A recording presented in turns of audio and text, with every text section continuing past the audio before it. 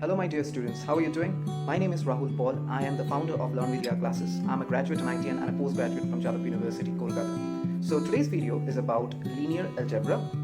It talks about conditions of consistency and we are talking about non-homogeneous linear equations. So let us watch the video and get to know more about it.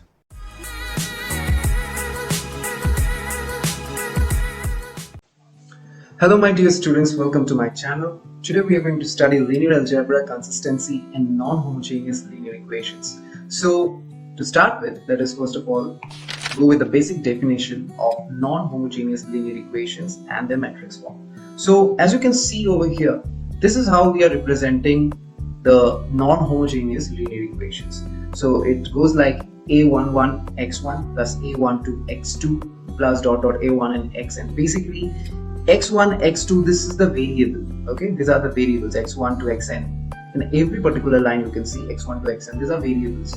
a11, a12, a1n, then a21, a22, a2n, and like that am1, am2, amn. These are the coefficients of the variables that we have. And b1 to bm, this is the other side, which is the constant side. So basically we are dividing this particular non-homogeneous linear equations into three parts when we are talking about the matrix form. So in the matrix form, as you can see, this is A, which is equals to a11, a12 dot dot dot till a1n. Then we have a21, a22 dot dot till a2n. Then we have dot dot still am1, am2 to amn. So this kind of matrix form is known as the coefficient matrix form because we are only tagging in the coefficients of the variables. The next one is X, which stands for all the variables that are in this particular homogeneous equation group. So this is known as the variable matrix. And finally, we have B, capital B, which stands for all the RHS values, that is the right hand side values from B1 to Bm. So this is known as the constant matrix. So in total, there are three types. We have the coefficient matrix, which is A, we have the variable matrix, which is X, and we have the constant matrix, which is D. So these are the three different matrices. Next, let us go to the augmented matrix form. Now, what is augmented matrix form? When we are tagging the coefficient matrix along with the constant matrix, then it becomes the augmented matrix. So as you can see here, there is a line which is acting as a barricade between the two different matrices. On the left hand side, we have the coefficient matrix, and on the right hand side we have the constant matrix. So this is the way in which we are representing the augmented matrix. Now let us go to the conditions of consistency. So first of all, to understand conditions of consistency, we have to first of all understand that about the rank of a matrix. So I have already made a video regarding rank of a matrix, and I have solved a problem where we have found the rank of a matrix, the Echelon form of the matrix and everything. So I will tell you to go and watch that video first, and after that come here in this particular section, and I will give it on the description in the description below so that you can avail that particular video instantly. And also I will try to give it on the I button also in the top so that you can also get it over there. So now let us talk about the consistency conditions. So the consistency condition says if the rank of the coefficient matrix A and the augmented matrix AB is the same, then the system is consistent. Now that is the first point which will be noted here. The rank of the coefficient matrix and the rank of the augmented matrix needs to be the same. Otherwise, consistency condition won't prevail. It won't be consistent, which is also written in the point number 2. Let us go on that first. If the rank of the coefficient matrix A and augmented matrix is not same, then the system is inconsistent. So it is obviously a fact that the coefficient matrix A and the augmented matrix AB has to have the same rank. So that is the first thing. Now to proceed with that, now what happens if this is there, this condition is valid? Now what happens? Now we can see here, if rho of A, now rho stands for the rank. This is the way in which we denote the rank of a particular matrix. So if it says rho of A, that means we are talking about the rank of A. So if rank of A equals to rank of AB equals to n. Now what is this n? This n stands for the number of unknowns. So here as you can see, from x1 to xn, if we go back to the previous one. So here you can see there are number of unknowns is there are n number of unknowns from starting from x1 to xn. All the variables are unknown to us. So automatically this variable matrix is also the unknown matrix here. So unknowns are in total n numbers here. So n can be any particular number. It can be 2, it can be 3, it can be 4, anything. So this is the first condition. If the rank of both the augmented matrix as well as the coefficient matrix is exactly equal to the number of unknowns, then we got to have unique solutions for the unknowns. Unique solution means we will have one solution at a time for every unknown. If there are 3 unknowns, let's say x, y, z, we will have one solution for x, one solution for y, and one solution for z. So this is the first criteria in which we are going for the consistency condition. This is the first condition. The second condition is, now it may happen that the rank of A and the rank of augmented matrix AB are same, but they are not equal to the number of unknowns. They should be less than the number of unknowns. You cannot ask for a rank which is more than the number of unknowns. That is impossible. Why it is impossible? Again, I will tell you to watch the video to understand why it is impossible. But yes, it can be either equal to the number of unknowns or it can be lesser than the number of unknowns. Now, if it is less than the number of unknowns, then we are getting our second thing, that is the infinite solution. We will get infinite solutions. Infinite solution means for every variable there will be infinite solution. X will have infinite solution, Y will have infinite solution, Z will have infinite solution. So this is the second part of the condition. So these two conditions will be there if it is consistent. Now if it is not consistent or if it is inconsistent, that means what? The coefficient matrix A and the augmented matrix AB will not share the same rank. They will have different ranks. Now if that happens, then this is inconsistent and the system has no solution. Neither of X, neither of Y, neither of Z will have any kind of solution whatsoever. So that is point number 2. So this is the consistency condition, very important condition for matrices. So please keep this in mind before we go to the questions and anything. So let us now travel to the question. Now we need to solve this particular question and we have 2 targets to fulfill. First we need to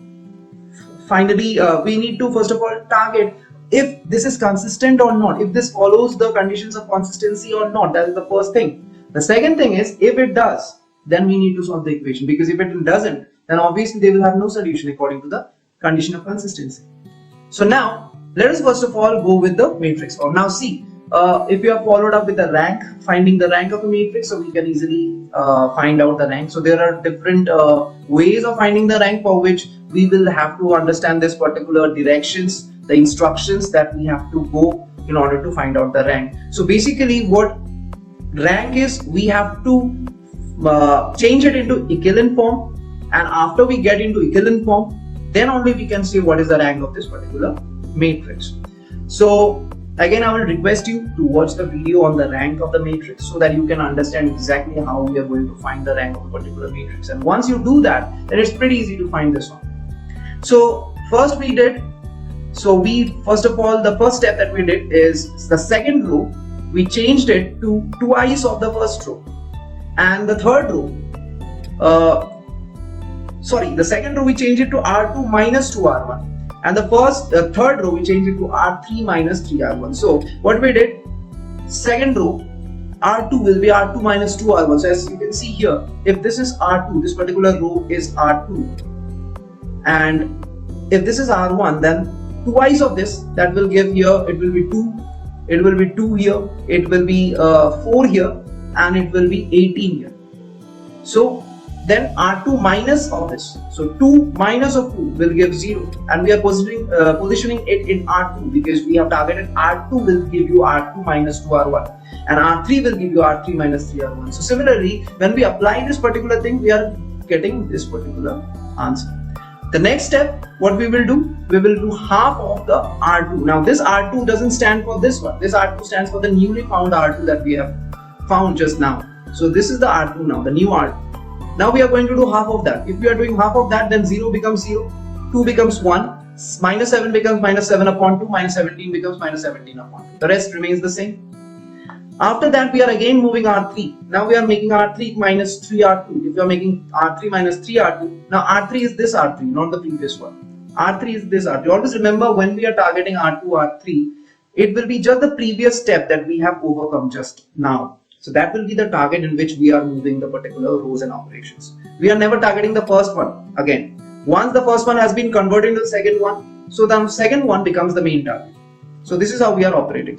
So now R3 will be equals to 3R2. So if R3 will be equals to R3 minus 3R2. So if R3 is minus 3R2, then we can here say 0 minus thrice of 0 is 0. 3 minus thrice of 1, that is 0 obviously. This is also 0. Minus 11 minus thrice of this, so it should be minus half. And minus 27 minus thrice of this, it should be minus 3 by 2. Just we need to calculate and we are getting this particular result. And finally, what we are doing now, again we are doing minus 2 R3. Now the newly found R3, we are multiplying minus 2 to the particular values. So when we are multiplying minus 2 with 0, it is 0. Again minus 2 with 0, again it is 0. Minus 2 with half, it will be 1. And minus 2 with minus 3 by 2, it will be 3. So with this, we have completed the echelon form. What is the echelon form? It should be a leading number of zeros in every row that we are proceeding. So first row there is no 0. Second row there is first 0. Third row there is first 2 are 0. So automatically this is the echelon form that we are searching for. So now we have found the echelon form. Now we can take the rank of this particular matrix, and for that we are taking the rank as 3. As you can see, the number of non-zero rows will give you the rank. So if we are taking the coefficient matrix only for the coefficient matrix, as you can see, the rank is, there is the first non-zero row, the second non-zero row, the third non-zero row. This is also non-zero row since we are having one non-zero value here.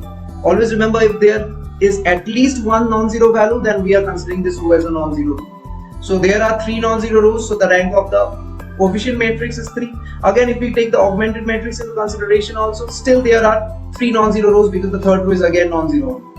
So this is how we are finding the rank of the matrices. Now let us now go for the conclusion. So one thing is for sure, we are having row A and row AB both equals to 3. Now let us see if the number of unknowns are also 3. As you can see here clearly, we have 3 unknowns. Automatically there are 3 value. The value of n will be 3 since there are a number of unknowns which is equals to 3. So these are x, y and z. So if there are 3 unknowns, so n is equals to 3. We are also having the rank of A equals to 3, the rank of A, B equals to 3. So all of them are equal to 3. We have got only one conclusion that is coming to us, that is the system has a unique solution. Now from the last derived matrix we are getting to solve the thing. Now we are moving to target number 2. In the target number 1 we had find the consistency of the system of the non-homogeneous equation. We have already found that yes, they are consistent. Our first target is fulfilled. The next target will be, if the system are consistent, then we have to solve the equation. Now in order to do so, what we have to do is we have to find the last derived matrix. As you can see, this is the last derived matrix, this one. So if this is the last derived matrix, now how is it helping us? This will be giving us the values very fast. As you can see, the first 3, if you try to tally with the question here, so it is 1x, 1y, 2z, and when we are moving in the matrix it was 1, 1, 2. So basically we are operating the coefficients of the variables here. So this 1 is nothing but the coefficient of z here, and this 3 is nothing but the value for that. So we can have 0x, 0y plus z equals to 3. So one thing is for sure, here z will be equals to 3. So this is how we can use the last derived matrix in order to find the answer. So if z is equals to 3, now we can use the next matrix, that is y minus 7 by 2 z equals to minus 17 by 2, and we already know z is 3, so we can imply the value of z over here and we can get the answer of this particular thing also. So like this, again we are putting x plus y plus 2z equals 9. So here we are putting z equals 3 and y equals the value we have just found out by putting the values of z over in the second case, and we are getting x. So by using these 3 operations, as you can see, it clearly mentions z is 3 in the first place, second one y minus 7 by 2 z will be equals minus 17 by 2. From here we can get y equals 2, and finally with the third one, x plus y plus 2z equals to 9, so we can get x equals to 1. So in this way we can get the values of x, y and z. All the 3 values have been segregated, properly put into place, and we can, like this, solve this particular equation. So I hope this is pretty much clear how we are using this particular consistency condition in order to solve the particular matrix. So this case was the case of non-homogeneous solution, which is the presentation we have just shown today. In the next one, we are going to talk about the homogeneous solution. There won't be much of a difference, but the difference will be, of course, in the equation only. So anyways, we will meet on the next video. Thanks for watching. Until then, take care. Bye.